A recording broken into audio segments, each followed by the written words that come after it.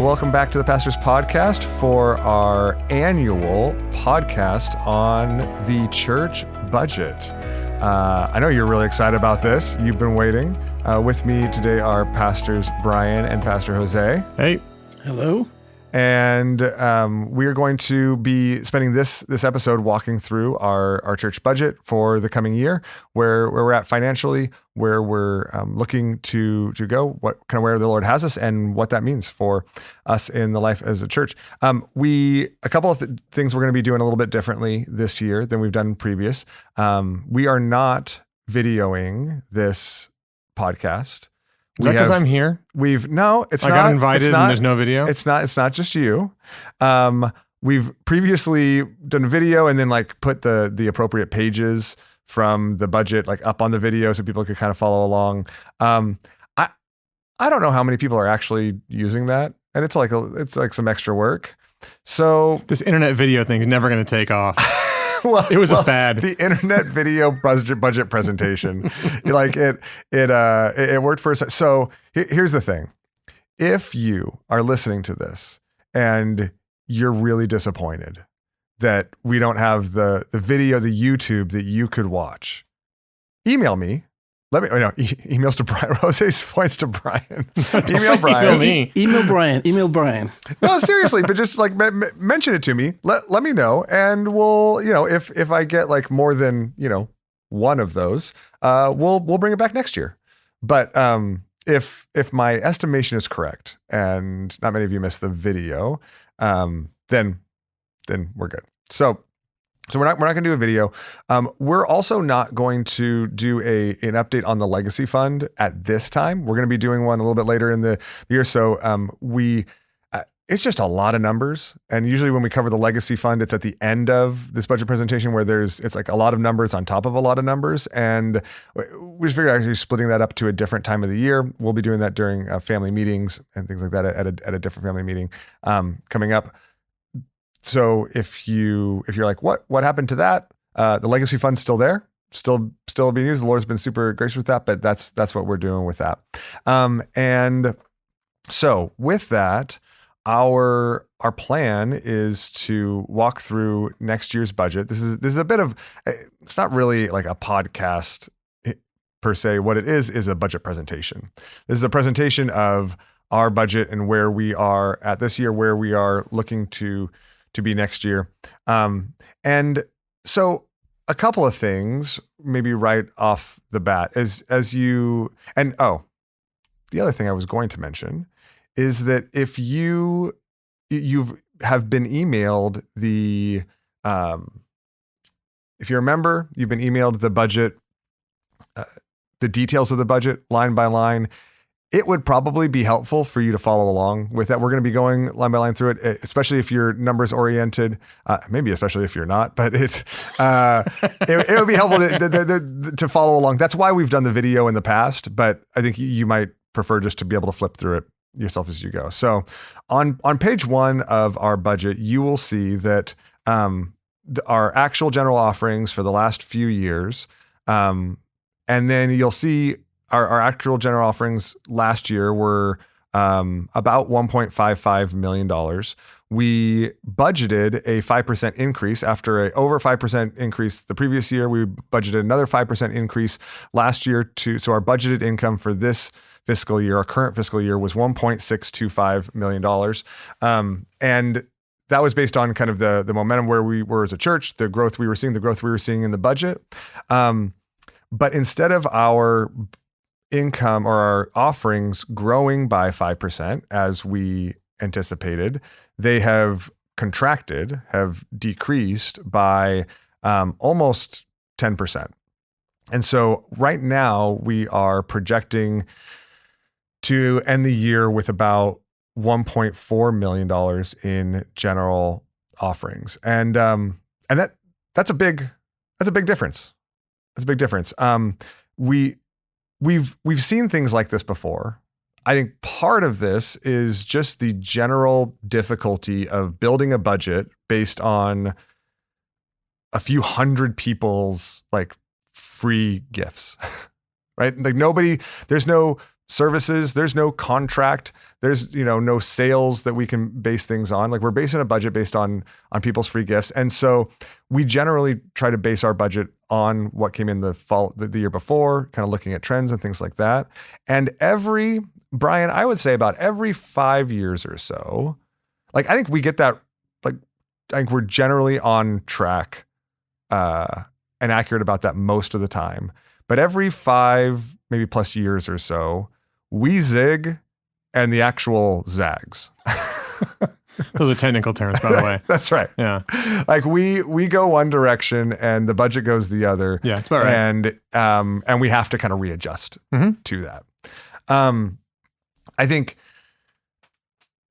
one of the questions that comes up when we look at that, when we look at a decrease in offering, I mean, our church has been growing in numerically. So one of the questions that comes up is, okay, how does that happen when the church has been growing numerically? The full answer is we don't know, right? Like that. Yeah. That's not like we don't have giving data to the specifics of like who gave what. Like we don't look at that, and so there's a bit of the fact that we don't know that. But I think that there's some dynamics in the life of the church that might help us explain that. Yeah, I mean, I think like Scott said, we don't have a direct understanding of what's going on. We can't say, oh, let me explain to you exactly why. But there are plenty of reasons why that might happen, especially in a place like West LA, where some people who get more established in their careers end up moving and putting roots down in other places sometimes, whereas people who are beginning their careers might move to LA. So you have a movement out of people as they get more established and therefore more financially stable in most cases. Mm-hmm. People who are moving in tend not to be as established. And so that circulation of people often can mean that from year to year, it's hard to tell how much giving is going to come in, how much extra financial capacity people have. There's also just the economic climate right now. It's a big question mark. Like things are happening out there in the world. What we do know is that we have a phenomenally generous church. I'm always floored. Scott and I planted a church. The fact that this still exists is something that we constantly are like, how did this happen? How is this still going? And the fact that we have a budget at all is this overwhelming gift. And so we always put those two things together when we look at the budget, is to say, wow, it's amazing people give this much. And it's also something we try and figure out, how do we anticipate well and do our best in that anticipation to steward the free gifts people give. Yeah, and another factor also is that we have planted 2 churches, and the best and most mature people have gone to those churches because we want them to succeed. So there is a lot of factors why. I still love the ones who stayed, just in case, I think you guys are great too. Don't go anywhere. So I think that the bottom line in this, and I think what we're trying to convey is that it is not our sense that this decrease in adjustment to budget that we have to make is because of the lack of generosity in our church, a lack of a heart to serve and to sacrifice for the Lord. Now, at the same time, I think all of us, like what this does is it provides an opportunity for all of us to evaluate, like, okay, well, actually the church is in need. Like my church family is in need. Things have decreased. Is there a space I should be stepping up into? Am I being generous with what God's entrusted to me the way that I should? I think this is an opportunity to ask those questions.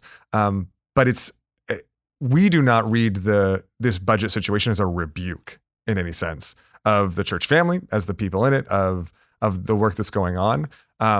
But every one of these things is an opportunity to consider how where we are at as a church family and where we're at as individuals and what that means. So with that kind of as a backdrop, well, if you're looking at the very first line, the general offerings on our budget presentation, you look at the actuals, you look at the budget, you look at the projected. So first of all, that does mean that we are currently on pace to end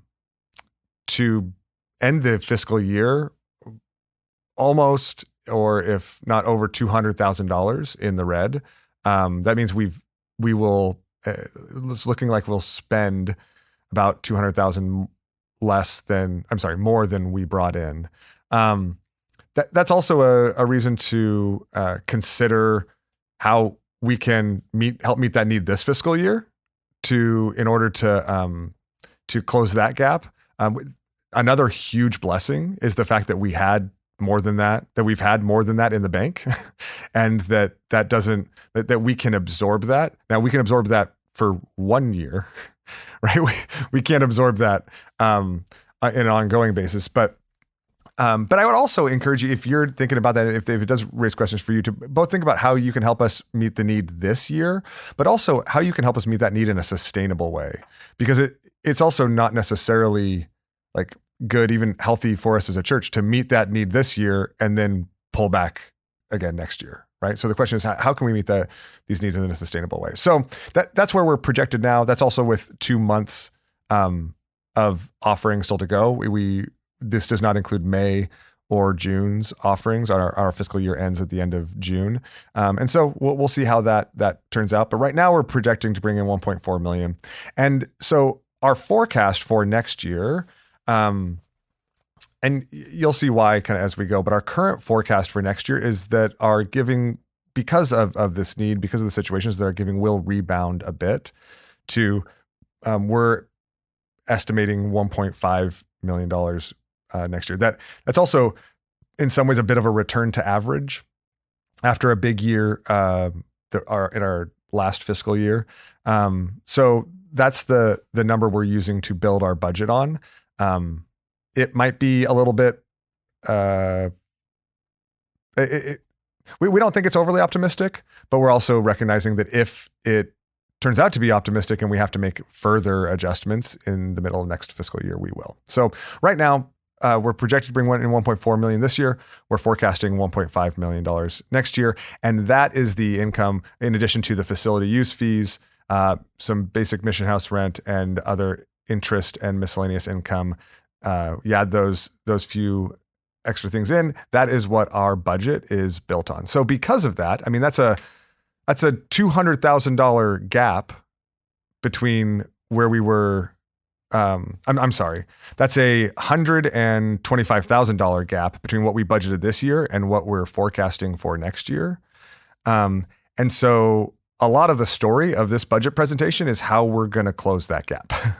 And so that's what we're going to walk through. Obviously, we're not increasing anything we don't absolutely have to increase, and kind of where the cuts are coming from in order to meet that budget and close that gap.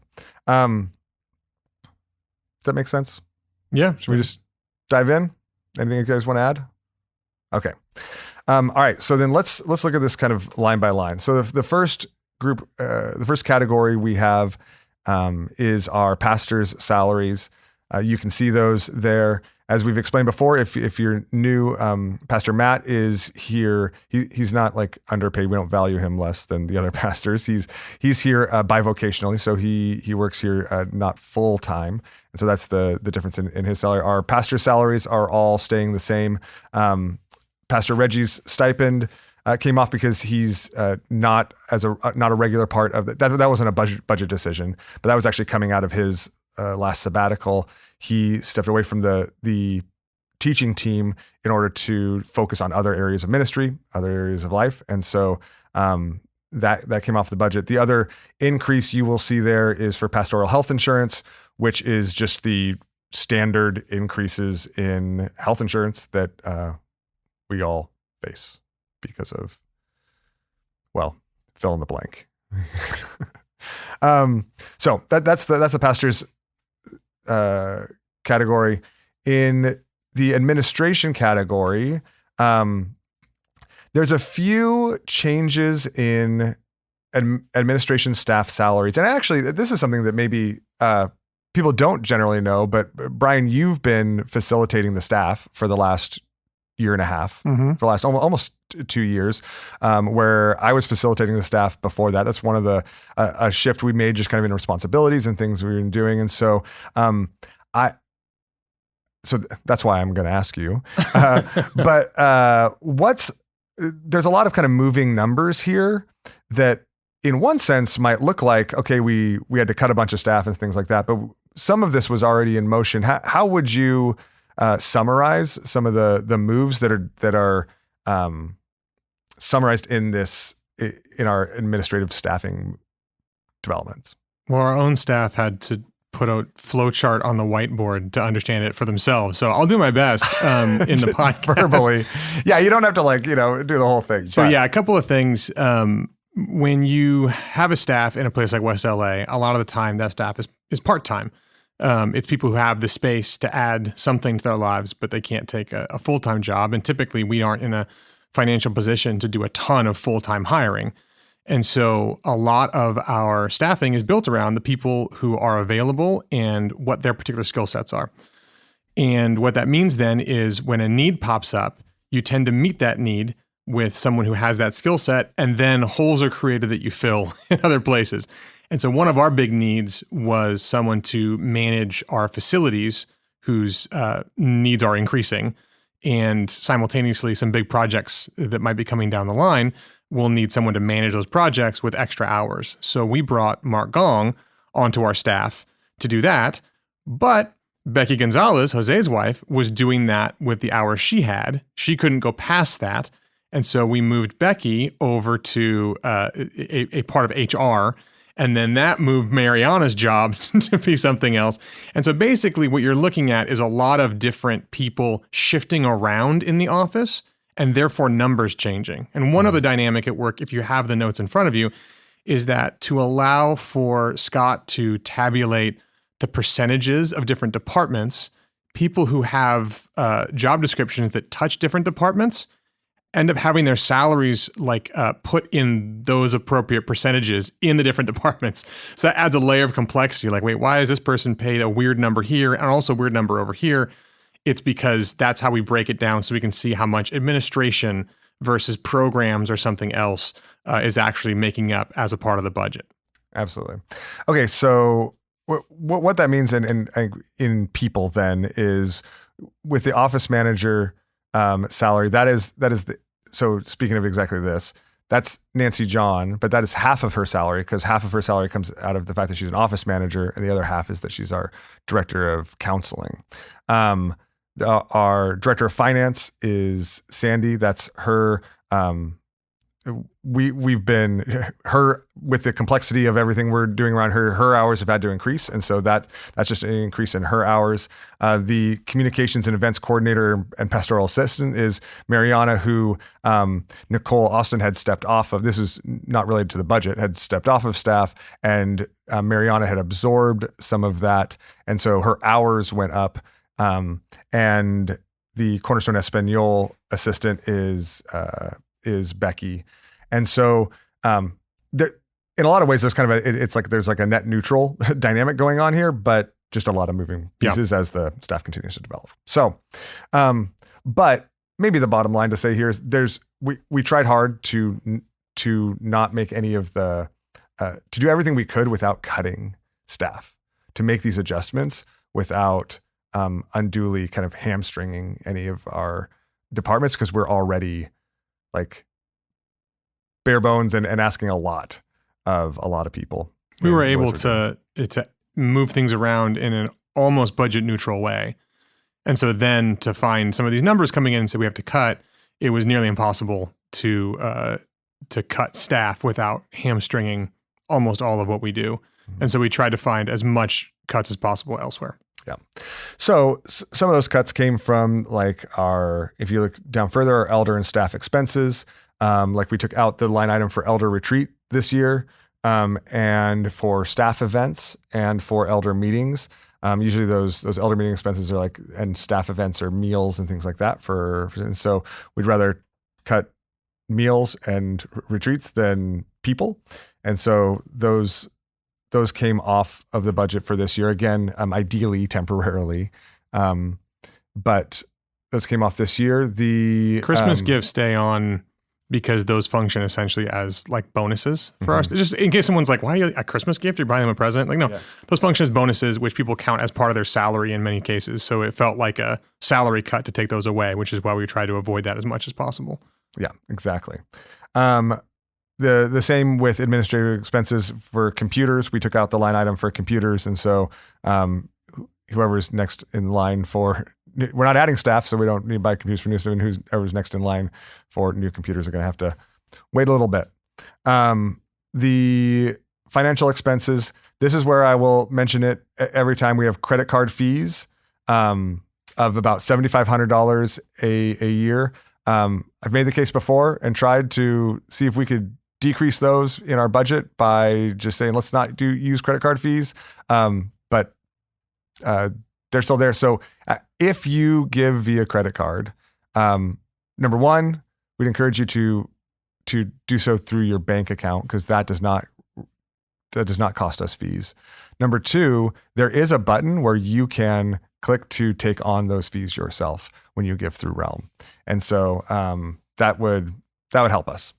And then other than that, everything else here, kind of like workers' comp, background checks, stuff like that, are all things we cannot remove. But on the last page of administration, the other things that we removed were translation services, partially because we're using a much more basic but AI-based translations. If you were at the retreat, you may have seen that. You'll see it at the family meetings and things like that. And ministry expenses, our expense accounts for our pastors and directors, we cut as well. And so because of both the combination of those cuts and everything, we were able to save a little bit over last year. But that helps us, when there are some things that are required to go up, that helped it not to balloon anymore. So next is the category of facilities. And in facilities, a couple of things. So we did make a transition with our director of facilities, as Brian mentioned. We brought Mark Gong on to do that. Number one, because he's got a skill set that can lend itself to that. But also, I think our heart's bigger than that. Mark's obviously in seminary now. And José, I'd love for you to just explain a little bit of the heart of why we kind of tried to prioritize someone like Mark in a role like that for this season. Yeah, this is a great opportunity for us to have somebody who has an engineering background. First of all, facility lends itself for people with that kind of background. Also, as you mentioned, him being in seminary and everything, there is something about discipling or training or passing on knowledge that you have learned and how to manage facilities. There is always calls that you have to do, trying to serve and love the people the most with the amount of money that we have, and trying to be wise with those usage of money or people from outside who wants to use our facilities, right? And we have systems to make those decisions. But what we find, what I like to do is to always have in any opportunity that we have to do a decision, and that to take the God angle. Yeah. What is it? How can we honor? How can we decide this in a way that is that honors God? And I think this is something that is great, and something that I really enjoy with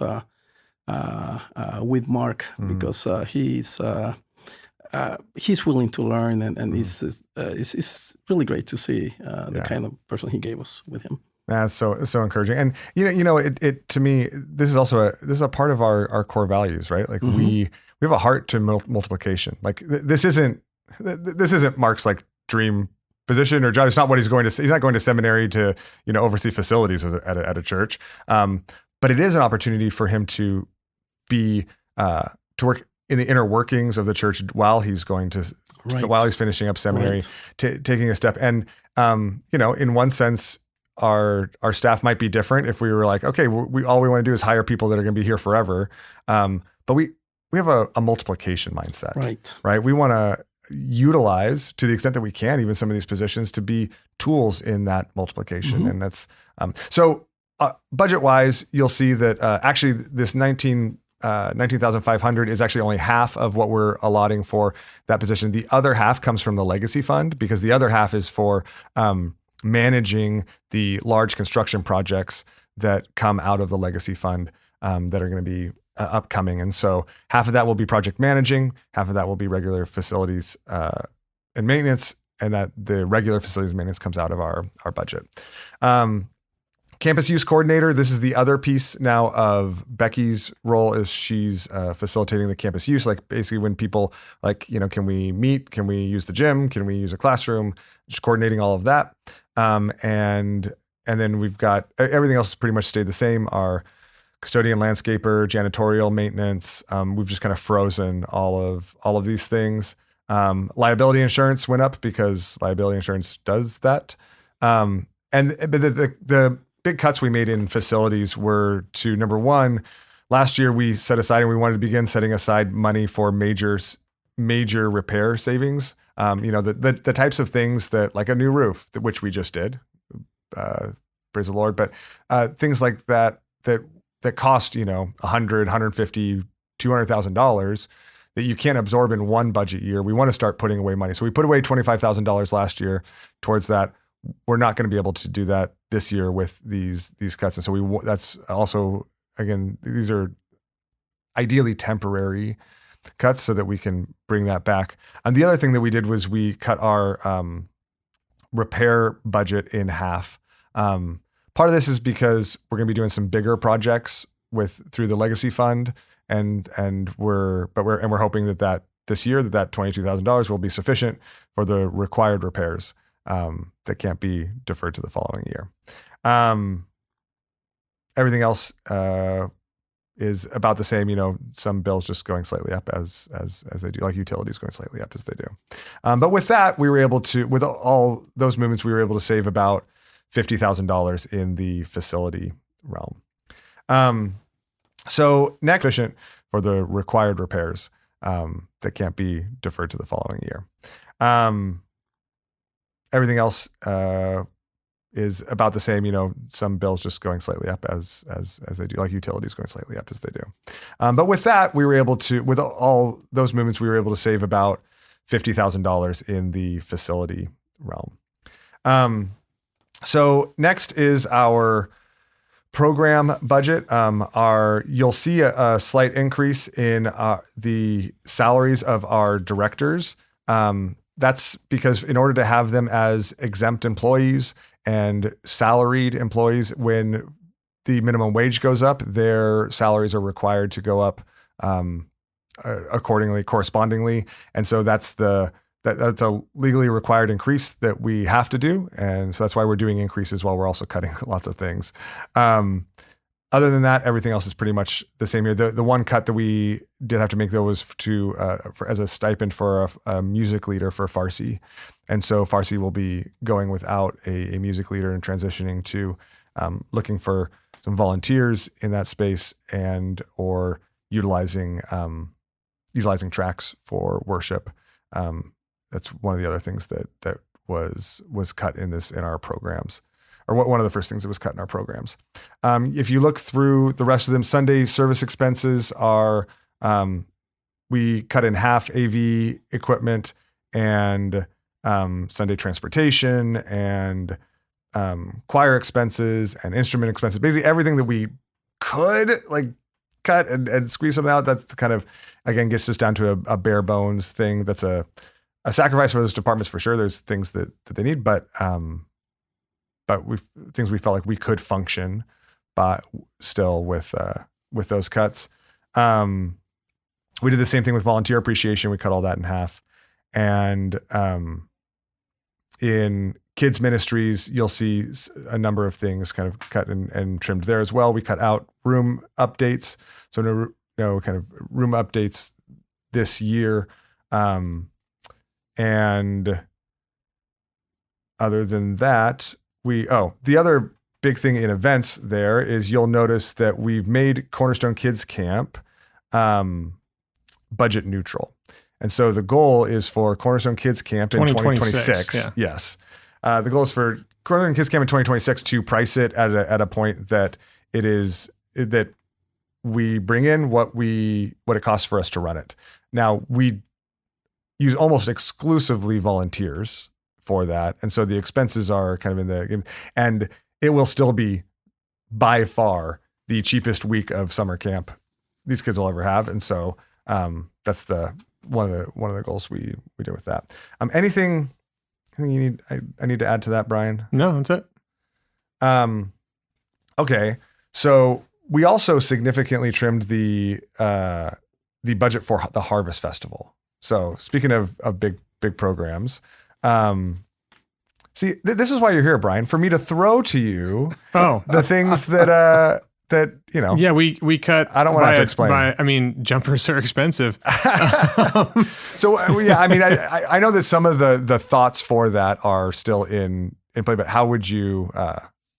Yeah, I mean, we're figuring it out. At some level, what you're seeing, if you're listening through this, is we're trying to reclaim every single thing we can, so we can make up for this gap. And that's part of our job as staff and elders, is to make sure that as much as we can meet the needs of a budget year and forecast appropriately, we do. And sometimes that means taking something like Harvest Festival, which normally we spend $8,000 to $10,000 on, and say, well, no, we're just going to kind of gut it and see what happens, and maybe reimagine it. And so there's talk of... You said gut. I was just looking for the reimagine word. Well, I'm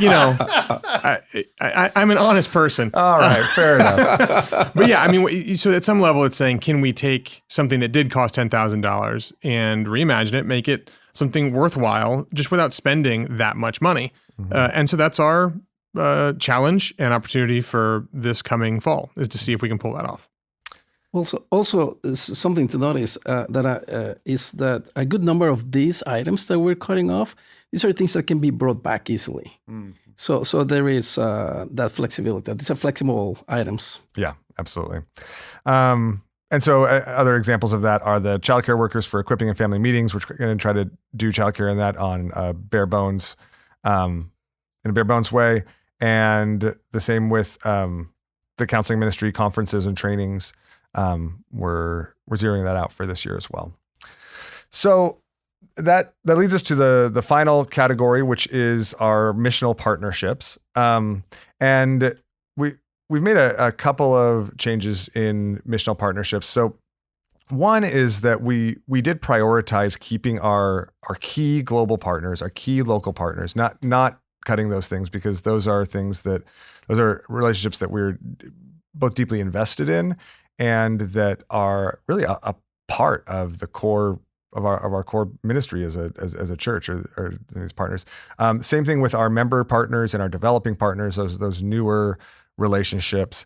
What we did do was that the vast majority of our legacy partners, we decreased their support by 50%. Part of this is because of this budget need. It's also in order to, it's kind of a recalibration that we've recognized budget-wise is needed for a while, just in order to protect our strategic priorities and the priority of our key partners. This kind of spreads the needs around, and there was some recalibration with some of our longtime partners that had been needed, and so we realized that this was the year that we were going to have to do that. Scott, what's a legacy partner? A legacy partner is the longtime missional partners that have been partners with the church for years, that aren't necessarily key partners. That maybe became partners before we had these categories or were thinking these categories. You know, when we merged with First Baptist in 2011, we inherited 30 missionaries, all that kind of like, $100 a month for most of them. I remember those days. Yeah. And a part of it was, we've been moving towards how do we strategically focus in on some key partners. At the same time, it was important to us to maintain the relationships with we're with those partners and a number of them have retired and have rolled off or have come off the field. And so, that's dwindled over time. But for those that are still doing the work, we still want to continue to support them, and are thankful for the work they're doing. And this is kind of a recalibration, a rebalance that helps us protect those strategic priorities and key partnerships. There's a couple of exceptions we made to those cuts. One is Emily Paul's, because we're only supporting her $600 a month. That's like a placeholder for us to continue to be connected to her and the ministry that she's doing. She's a former member here. We're super thankful for her. She's a part of Shalom Bible Church, and so it's $600 a month, and that's, at that point you're literally splitting hairs. Russ Williams, the support for that did not decrease, because our support for him actually comes in the form of providing a storage area for him and his ministry, and to cut that in half is for him to lose that. We're basically like the only support for him, and so that was needed. And the last was Jason and Aaron Jew, who Jason has served here as an elder just a few years ago, and as a former elder, as some people who need that ongoing support, as someone who's been just a huge part of even the church as it is now, we felt like he's technically a legacy partner, but much closer to a member partner or a key partner in the spirit of it. And so, other than that, we also took out our contingencies and new partner budget, because of we're not going to be adding any new partners if we're taking partners away, and we'll deal with contingencies, issues that come up some other way. So you combine that all together, we saved some money, almost $30,000. So you'll also see that there are 3 former partners. Those and that's actually where a not insignificant chunk of that savings came from as well. Those are 3 legacy partners who are no longer serving on the field, who have retired. The Youngs actually just kind of changed ministry focus, and she's on staff at a church in Ohio right now. And the other 2, the Brennemans and Chaplain Manley, have retired from the ministry they were doing previously. And so that's our total partnerships. And so if you go all the way back up to page 1, you'll see that brings our total expenses to $1.57 million, our total income to just over 1.55. There's still a little bit of a gap there, maybe an $18,000 gap there. That was a gap that at this point, given the even just the forecasting that we're doing, we don't know what exactly is going to happen, that our elders were comfortable with, and saying, we just need to see this play out, because any further cuts would be really significant. The way it was described in our elder meeting was, we're cutting really deep here, and in some painful ways. To go any deeper, really the only thing left is some of our more core staff. To go any deeper is to cut into bone, and there may be a time and a season where that's required, but we don't know that at this moment. And so we wanted to we present this to you. If obviously you see if giving exceeds that $1.5 million forecast, you see that there's some obvious things that will come back. And we hope for that. We pray for that. But that's where we are at this point, and where as we look forward to our coming fiscal year that begins July 1st. Looking back on that, anything either of the 2 you want to add before we go?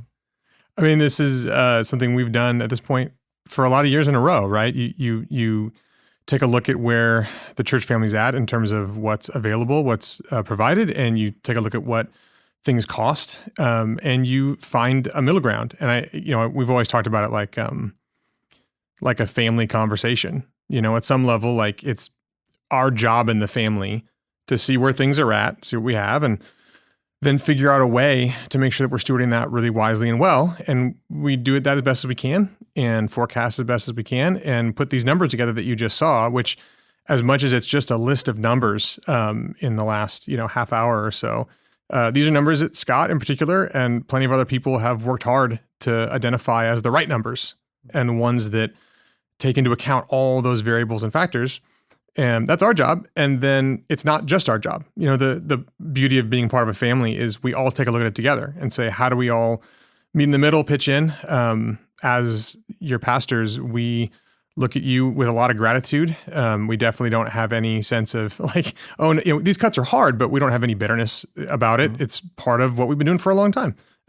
And we don't assume that there's a ton more money that people are going to give, or that that everyone's at max capacity. That's the part of being a family, is that we all talk about it together and figure it out together and come together and say, how can we make this family work with what we've been given and with what we'd like to do with the things God's given to us. So as much as on an up year, on a down year, you find the three of us and the rest of the pastors pretty content and looking forward to what God's going to do and excited to invite you into that conversation as a part of the family.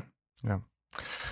All right. Well, as we close then, there's just a few things I'm going to ask of you for you to do as you're listening. First of all, we ask that you would pray through this budget with us, that you would pray for it. And at our family meeting, we're going to ask for you to commit to it, to commit to sacrificially helping us meet this budget in ways that before the Lord, you are able to be done cheerfully and joyfully. And I mean, sometimes that cheerful giving is painful, but also for the greatest joy. And so we're going to ask you to commit to that. Secondly, if you have any questions or concerns about any, as you look through it, as what we've explained, or about the budget itself, please reach out. I'd love to. Every year I inevitably have a few conversations about either like ideas or questions that pop up of, oh wait, why is this? I mean, we can't explain all of it in a podcast, in a 45-minute podcast like this. And so if you have questions, please reach out. I'd love to take the time to explain those to you, to answer those questions, or just email a question. Email me a question. You can reach out to any of us pastors. I'll probably, if you email me, I'll probably have the most broad information, and I can answer those. But I'd love to do that. And as we continue to do this, we also just ask that you would, as we take this time every year to consider where we are at financially and what the Lord has entrusted to us and how we use it well, we'd ask you to do the same thing personally. That this is what each of us as pastors is doing personally. That we're taking the time to look at the numbers, look at what's coming in and what's going out, and asking ourselves, how do we steward this well? How do I steward what God has entrusted to me well? We'll continue to be offering both teaching and encouragement in a number of different ways to help you do that.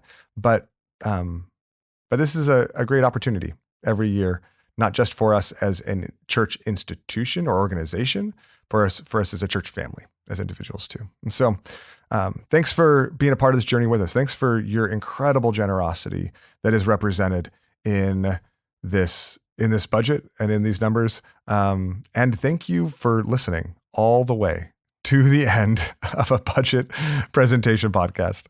It actually means a lot to us that you are engaged in this, and we feel that support in very real ways. So thanks for being a part of this with us.